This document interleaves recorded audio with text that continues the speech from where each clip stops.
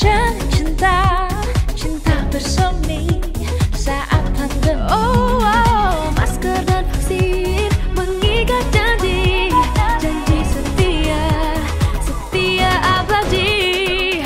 Oh, oh, oh, oh, masker, oh, vaksin, kau duet sejati. Ayo masker, ayo vaksin, tiada yang dapat merenggut sehatmu. Oh masker, oh vaksin, kau duet sejati. Ayo masker, ayo vaksin, tiada yang dapat merenggut sehatmu.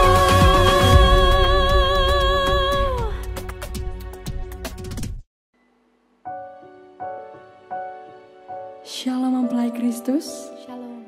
Kita semua percaya cara Tuhan menolong setiap kehidupan kita sungguh ajaib, luar biasa dan dahsyat.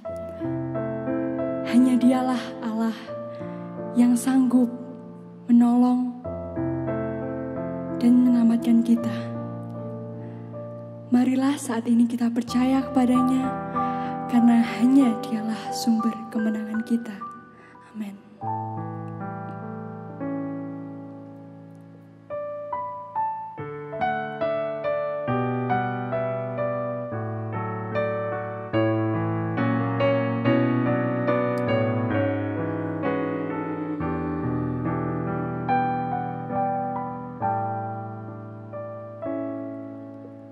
Takkan ku ragu Tuhan, janji-Mu yang menghidupkanku. Hanya padamu Tuhan ku berseru, dan mataku tertuju padamu. Kau selalu punya cara untuk menolongku. Kau selalu punya jalan keajaibanmu. Kau dahsyat dalam segala perbuatanmu. Kan ku tenang di dalam caramu.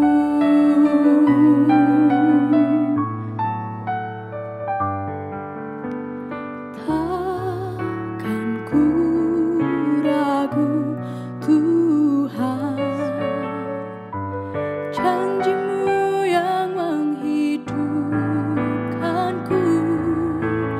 Hanya padamu Tuhan ku berseru, dan mataku tertuju padamu.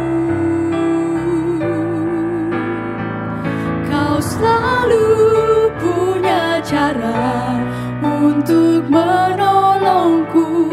Kau selalu punya jalan keajaibanmu. Kau dahsyat dalam segala perbuatanmu, dan ku tenang di dalam caramu. Kau selalu punya cara untuk menolongku. Kau selalu punya jalan keajaibanmu. Kau dahsyat dalam segala perbuatanmu, dan ku tenang di dalam caramu. Dan ku tenang di dalam caramu.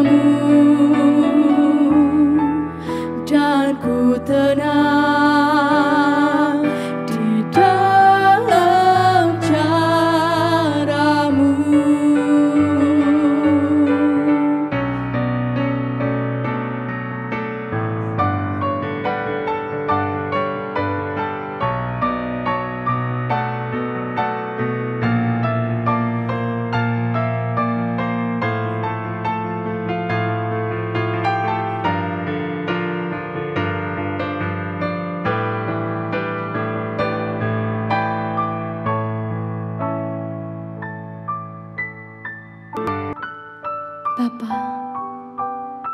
inilah hati kami, inilah iman kami.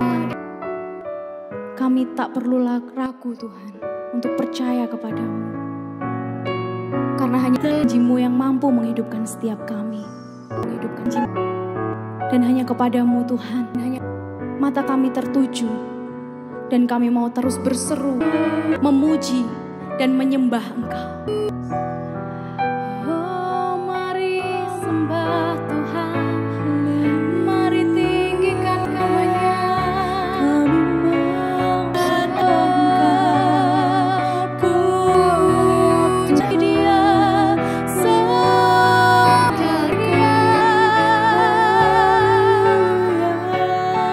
Kami bersyukur, hanya Kau yang layak kami sembah, hanya Kau yang kami tinggikan Tuhan. Kami mau terus bersama-Mu, kami mau terus mengandalkan-Mu. Haleluya, haleluya, Yesus saja. Kau Allah yang kami sembah, Kau Allah yang menyelamatkan kehidupan kami. Hanya Engkau Yesus, hanya Engkau Tuhan. Haleluya, terima kasih. Kami pegang janji-Mu, kami mau percaya, kami mau terus mengandalkan-Mu. Tak perlu kami ragu, tak perlu kami bimbang Tuhan, karena Engkau yang layak. Kau selalu punya cara untuk menolongku. Kami bersyukur Tuhan, ampuni kami Yesus. Kami bersyukur, kami berterima kasih.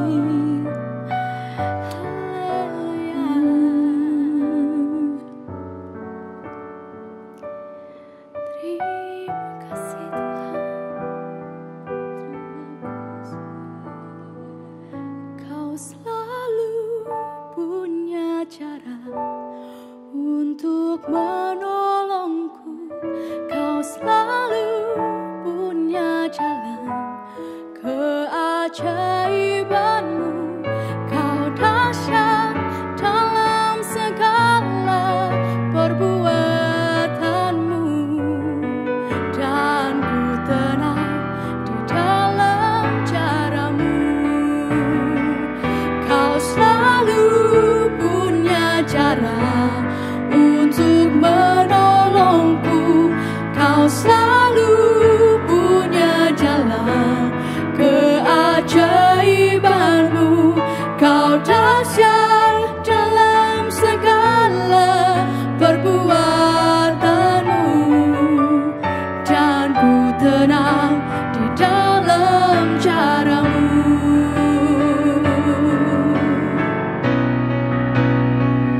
Kau selalu punya cara untuk menolongku.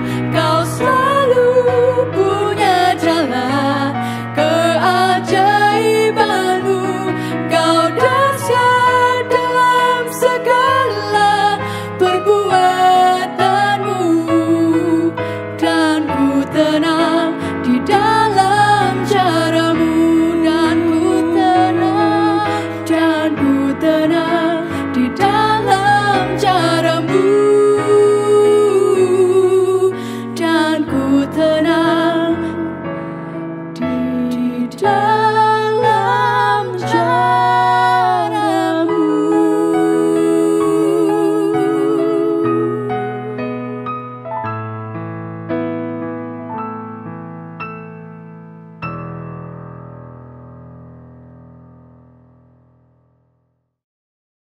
Bersyukur kemurahan Tuhan kita boleh tetap melaksanakan ibadah sekalipun dengan banyak keterbatasan, Tapi itulah kemurahan yang Tuhan berikan. Super tim bukan super me. Tentu kalau ditanya pasti beda. Setiap kita juga tahu kalau super tim itu bukan super me. Belum pernah saya masak super tim goreng atau super tim godok, nggak enak. Ya. Tapi yang ingin saya tekankan sore hari ini, ya, setiap kita juga tahu isinya seperti apa dari super me itu. Intinya saya hanya mau mengajak kita memahami, belajar di dalam sebuah kondisi yang memerlukan solusi, jalan keluar. Maka Tuhan izinkan banyak perkara terjadi dan kemudian Tuhan menghimpun setiap kita menjadi satu kekuatan yang luar biasa. Di dalam Hakim-Hakim pasal yang ke-6, di situ dikisahkan bagaimana bangsa Israel mengalami yang namanya tekanan kehidupan karena dosanya. Sehingga diizinkan, dijajah, diizinkan, ditindas oleh orang Midian. Di dalam kondisi-kondisi yang seperti itu Tuhan ingin menolong. Tuhan ingin mengembalikan kemerdekaan bangsa Israel. Setelah dibebaskan dari penjajahan di Mesir. Tetapi sekali lagi dibuka dengan kata karena dosa. Kalau dosa bukan berarti Tuhan kemudian tidak berupaya menolong. Maka lewat apa yang Tuhan lakukan, Tuhan ingin tetap menolong umat. Janji Tuhan tetap akan digenapi. Sekalipun dengan cara yang cukup sulit. Nah, kita akan belajar bersama-sama bahwa Tuhan ingin membentuk yang namanya super team. Tuhan ingin melakukan sesuatu secara bersama. Apakah Tuhan tidak sanggup membebaskan orang Israel dari jajahan orang Midian? Terlalu mudah untuk dilakukan Tuhan. Tapi bagaimana Tuhan membangkitkan yang namanya super team? Ya, saya akan baca bagian per bagian. Saya nggak akan baca karena ayat cukup banyak. Yang pertama, super team ya dapat dibentuk jika anggota timnya yang pertama berkualitas. Ya. Dalam Hakim-Hakim 7 ayat 2, berfirmanlah Tuhan kepada Gideon, terlalu banyak rakyat yang bersama-sama dengan engkau itu daripada yang kukehendaki untuk menyerahkan orang Midian ke dalam tangan mereka. Jangan-jangan orang Israel memegah-megahkan diri terhadap aku sambil berkata, tanganku sendirilah yang menyelamatkan aku. Jadi bagi Tuhan, kualitas lebih penting daripada sekedar kuantitas, jumlah. Ketika rakyat bersama-sama dengan Gideon sebanyak 31.000 orang, Tuhan ngomong ini masih terlalu banyak. Suruh pulang yang takut. Kemudian masih ada 10.000. Diadakan lagi seleksi sampai pada akhirnya Tuhan memilih 300 orang untuk bersama-sama dengan Gideon. Sekali lagi, super team itu tidak berbicara tentang kuantitas yang selalu banyak. Kita akan lihat dulu dari perjanjian lama. Jadi Tuhan menginginkan yang namanya kualitas. Lihat cara seleksi Tuhan terhadap orang-orang Israel. Dimulai dari yang takut. Karena takut ini sudah penyakit. Ya. Kemudian diseleksi dengan cara minumnya. Nah, yang kedua, super tim dapat dibentuk jika anggota timnya yang pertama setia dan berani, bukan penakut. Jadi, ya yang ketujuh, Tuhan berfirmanlah. Lalu berfirmanlah Tuhan kepada Gideon, dengan ke-300 orang yang menghirup itu, akan kuselamatkan kamu Aku akan menyerahkan orang Midian ke dalam tanganmu. Tetapi yang lain dari rakyat itu semuanya boleh pergi masing-masing ke tempat kediamannya. Dari seleksinya diketahui ada orang-orang yang hidupnya penakut. Saudara pernah mengalami yang namanya ketakutan? Saya ini dulu paling takut kalau yang namanya pertama lihat orang mati itu paling takut. Makanya kalau saya dulu melayat, walaupun di depan peti, mata saya nggak pernah melihat orang mati. Karena ada trauma masa lalu, saya nggak bisa tidur berhari-hari, bahkan berbulan-bulan karena melihat. Saya juga paling takut lewat kuburan.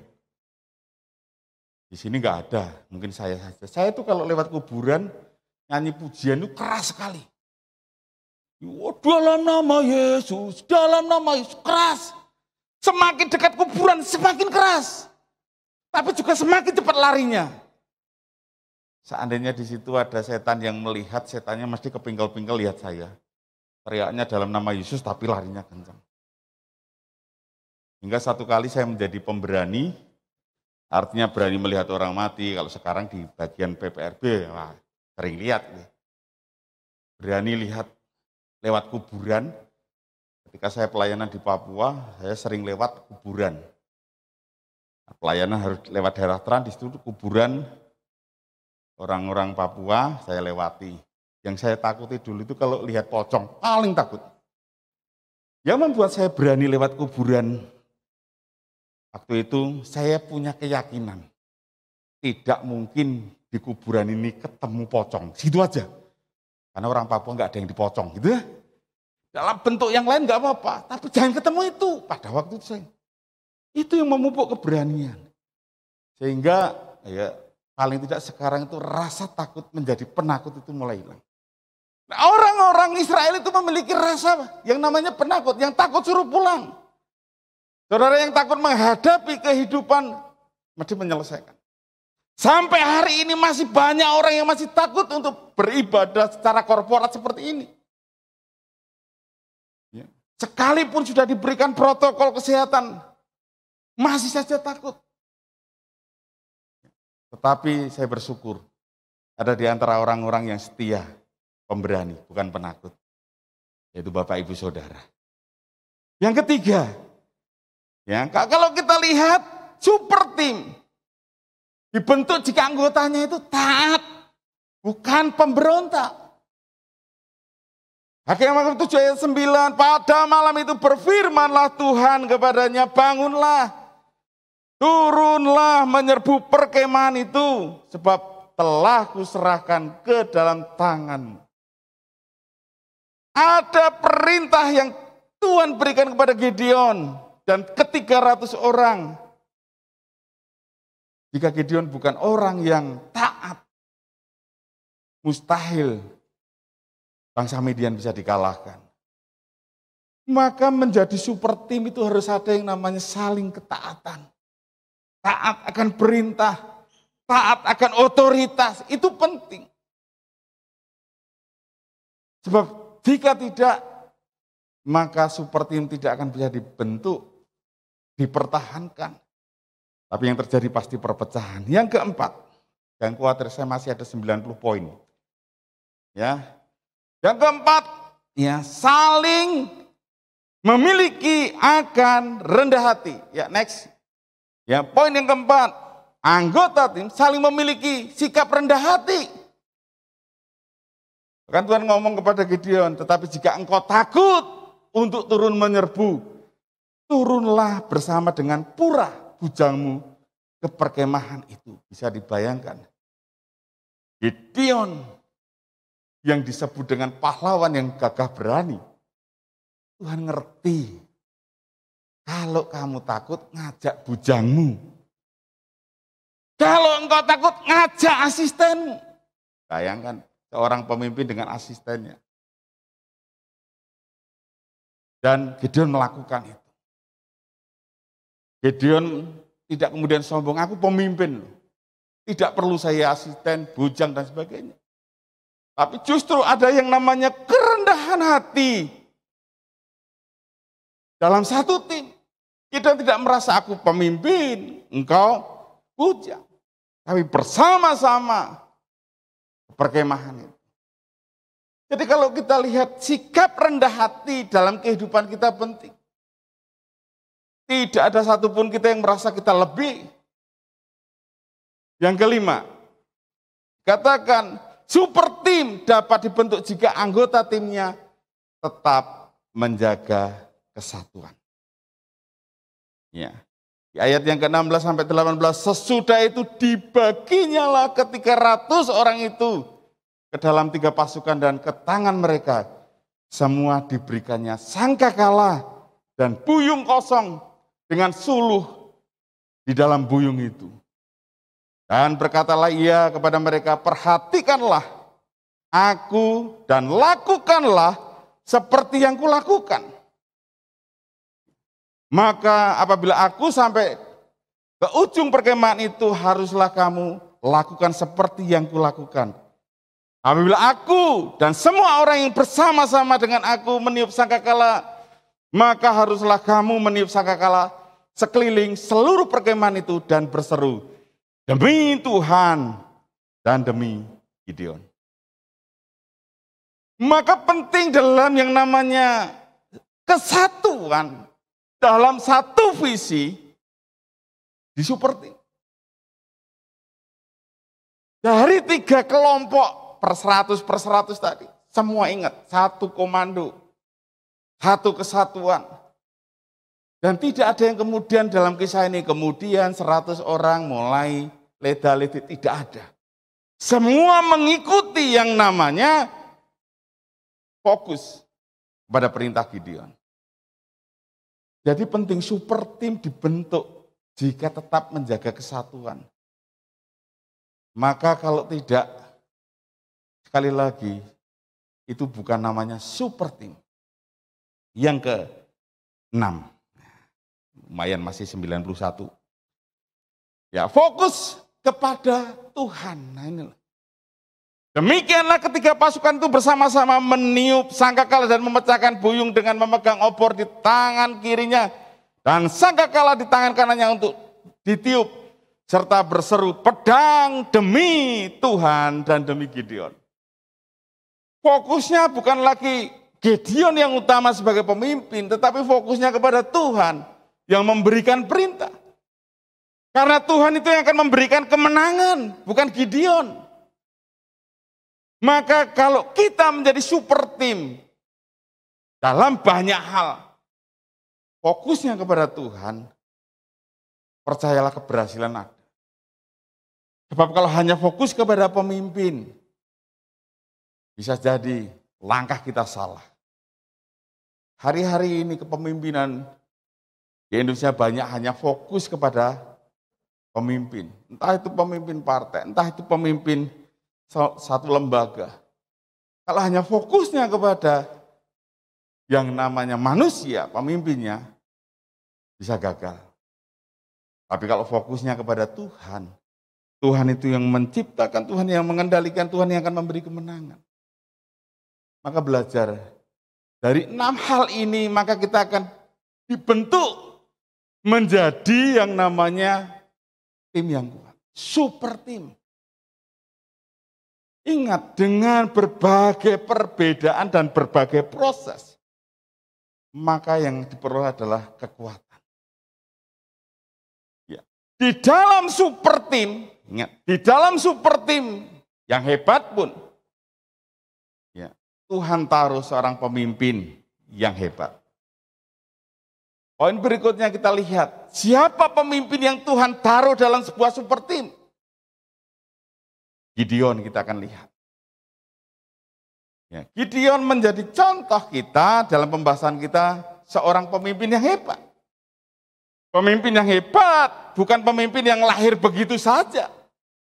Tapi pemimpin yang mengalami proses. Gideon secara psikis mengalami yang namanya ketakutan. Bayangkan. Seorang yang luar biasa mengalami ketakutan di Hakim-Hakim 6 pasal yang ke-11. Kemudian datanglah malaikat Tuhan yang duduk di bawah pohon terbanting di Ofra. Kepunyaan Yoas orang Abiezer itu. Sedang Gideon anaknya mengirik gandum di tempat pemerasan anggur agar tersembunyi dari orang Midian. Ayat 12.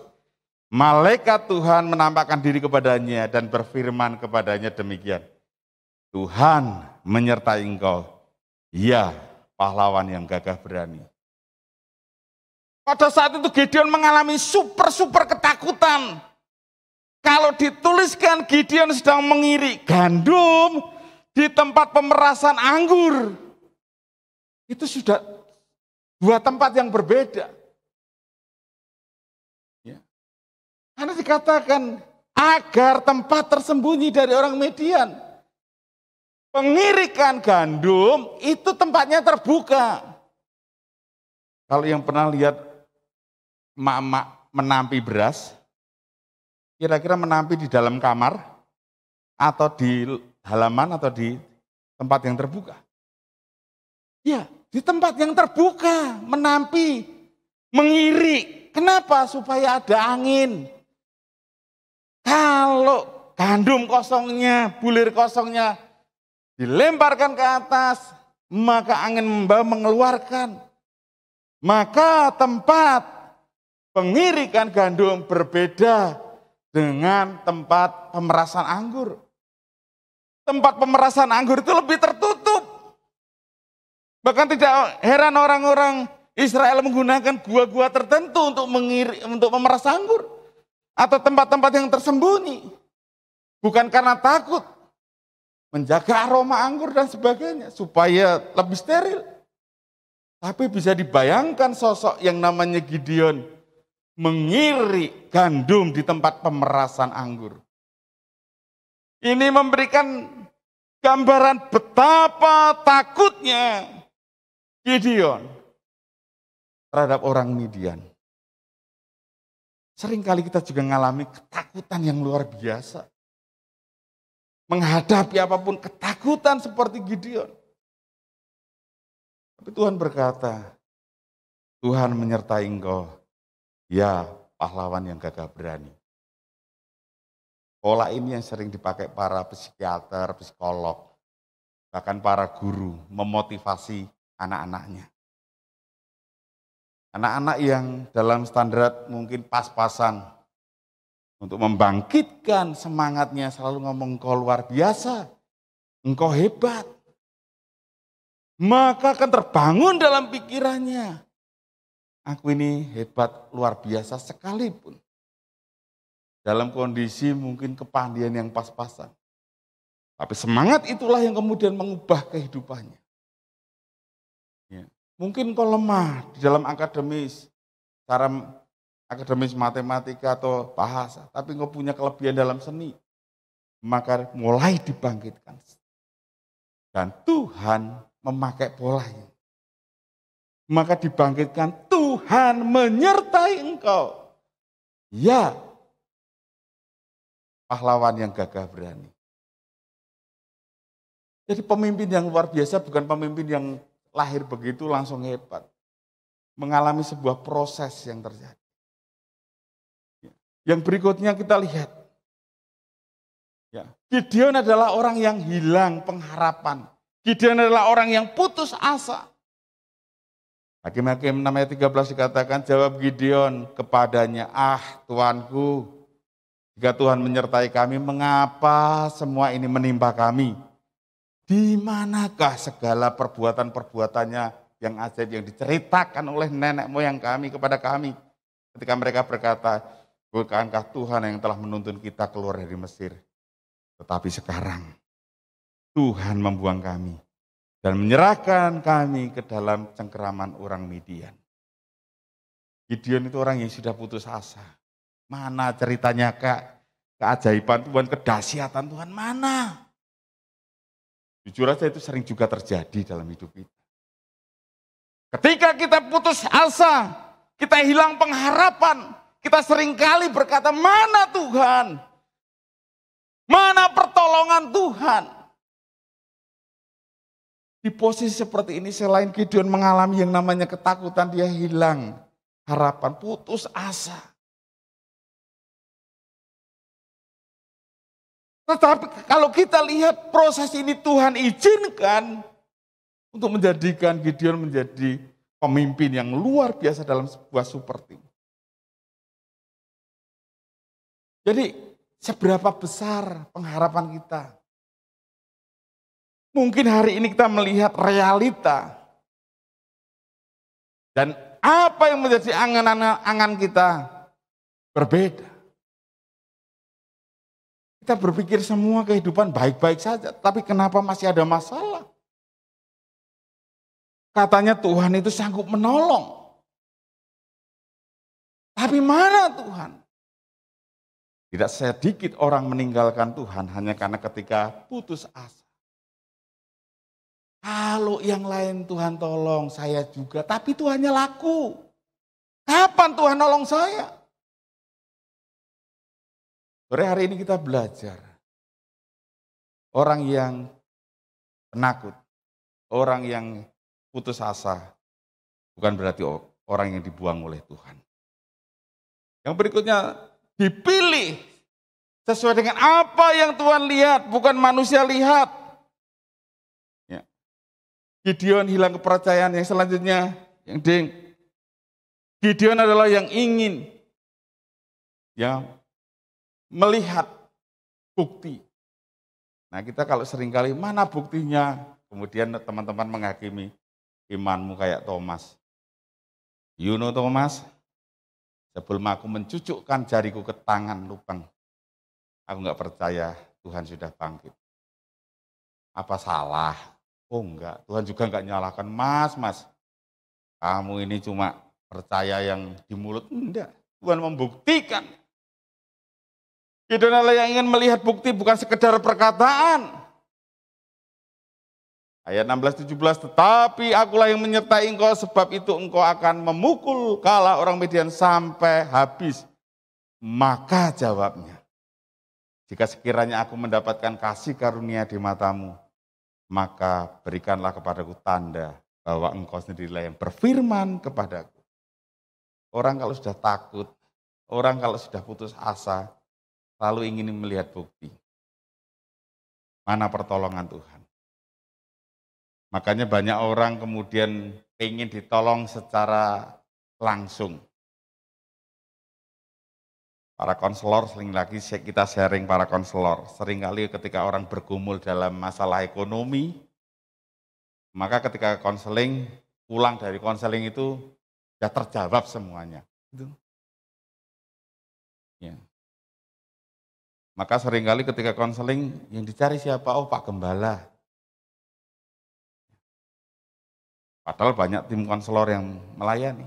Karena tadi mengalami yang namanya ketakutan, hilang pengharapan, selalu didoakan saja itu tidak yakin. Kita doakan ya Pak, tapi, wah ini. Tapi realitanya seperti apa?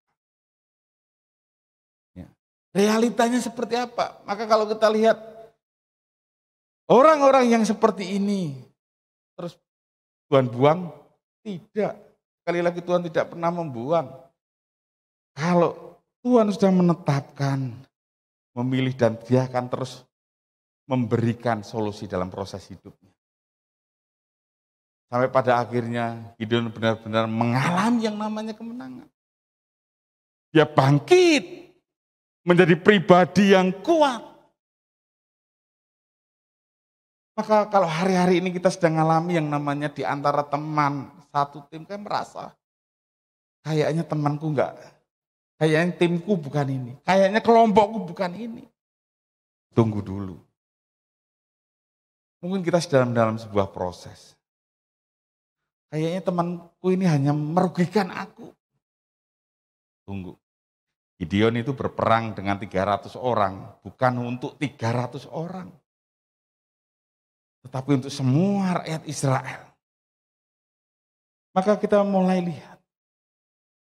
Kalau kita menemukan yang namanya pertolongan Tuhan, maka yakinlah Tuhan sedang memakai kita. Next, selanjutnya. Ya, dipilih dan dipulihkan untuk memuliakan Tuhan. Di Hakim-Hakim 6 ayat 22 sampai 24 jelas, maka tahulah Gideon bahwa itulah malaikat Tuhan. Lalu katanya, celakalah aku, Tuhanku Allah. Sebab memang telah kulihat malaikat Tuhan dengan berhadapan muka. Tapi berfirmanlah Tuhan kepadanya, selamatlah engkau, jangan takut, kau tidak akan mati. Lalu Gideon mendirikan mezbah di sana bagi Tuhan. Dan menamainya Tuhan itu keselamatan. Mezbah itu masih ada sampai sekarang di Ofra, kota orang Abiezer. Artinya kita belajar. Ketika kita dipilih dalam kondisi-kondisi yang tidak baik, dalam kondisi-kondisi yang mungkin hari ini keterpurukan yang ada. Tetapi ketika Tuhan berfirman kepada kita, maka Tuhan sedang melakukan proses awalnya.